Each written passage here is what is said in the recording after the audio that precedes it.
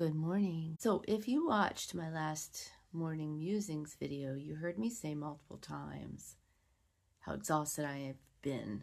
So this morning, I'm going to talk about why it has been feeling different, why sleep hasn't been fixing it, why I was functioning, like showing up, creating every day, working, but just barely. If you're new here, I'm in recovery from 2 hip replacement surgeries, I work a full-time job, and I put 30 to 40 hours at least a week into my content creation. So what I've been experiencing is called autistic burnout. Really, I'm on the brink of it. And I'm not telling you this from the other side of it. I'm in it right now, close enough to the smoke that I totally reek of it. Autistic burnout is what happens when an autistic person has been running at full capacity for too long. There's endless masking, constant adapting, translating myself for a world that wasn't built how my brain works, kind of thing, until you hit a wall. And it's not like simply like a bad week. It's much deeper than that. It's what happens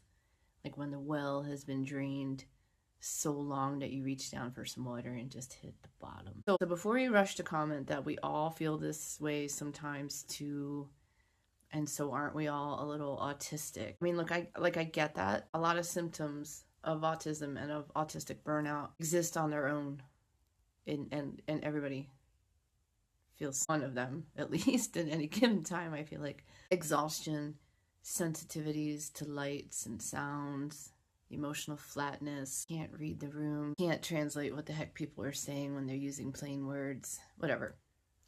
I could go on. What makes autistic burnout like something more than that is that you have all of it compounded, and it's layered on top of a lifetime of having to work harder than most people just to move through regular ordinary days. It's not just one symptom, it's the whole shebang, and that shebang is very heavy. So I'm going to be opening up more about autism over time. This isn't my end-all be-all video talking about autism, so I'll share what it can look like in yourself or in a loved one. Burnout anyway. Exhaustion that sleep doesn't fix, because what needs to recover isn't just your body, it's your entire nervous system. Increased sensitivity. We're already so sensitive. Sounds are louder, lights are harsher. Like the ordinary moments in a regular day are just too much. Even the sound of your favorite person excitedly sharing fun things with you it just can be too much. Emotional flatness. That's not like a sadness, it's more of a pulling in, like a pulling inward. Like you're still showing up, but it's a quieter version of you. You're internally resting. You're there, but only just there, like physically. I feel like that one hits me a lot, burnout or not. And also like a huge drop in the ability to do regular things that are otherwise manageable. Like basic things, like making decisions. And I'm not talking about like what to eat for dinner. Answering a message from a friend you adore. Or starting a task that you've done 100 times and maybe even you enjoy. And then there's something that doesn't seem to show up in the clinical descriptions much. I could be wrong. But I think a lot of us neurospicy peoples know it because it's incredibly common, and that's the urge to self-soothe. When your nervous system is overwhelmed, it goes looking for relief, something to like turn the volume down. For some people, that's food. For other people, that's screen time. And then for some like me, it's alcohol. I spent all day Sunday resisting the urge to drink. All day. Burnout doesn't just make you tired, it makes you want to escape the tired. Or it makes you want like a pressure valve for a release, just to breathe for a minute. Sometimes the things that promise escape are the things that make it worse. Especially alcohol, it's a toxin. And so yesterday, I was there all day resisting it. And it wasn't graceful. It didn't feel graceful inside. But to be fair, I've been fighting off that urge to get blotto for a while now. And it's because I've been teetering on the edge of full-on autistic burnout. And you can name the urge like as a symptom, not a character flaw or some sort of failing, but like a signal from your nervous system that you're desperately looking for relief. I think that gives you a little bit more ground to stand on when you're trying to resist it. It does for me anyway. It's not failure or weakness. It's just a nervous system that's finally like just saying enough. Like everything sucks. I need quiet. Just can I hit pause on life? Yesterday, my hubby mentioned that he was worried that I'd get burned out because he sees me running at 110%.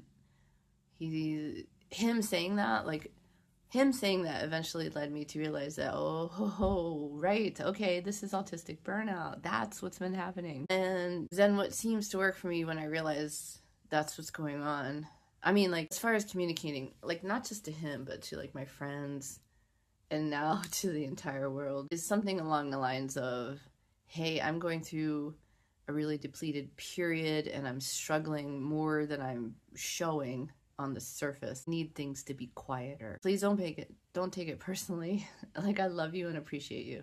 In fact, I had to respond to an invite to join friends out last night. I was so weighed down that I was barely functioning. And I didn't want to get into trying to explain autistic burnout in a text message, and I didn't want to call, and I didn't want to sound like I was making a bunch of excuses. So I just said, I am in airplane mode tonight. I didn't get a reply, but I think they got it. So if you love someone going through this, reduce the asks on them. Or like send a text message that says, hey, no need to reply. I'm just thinking of you.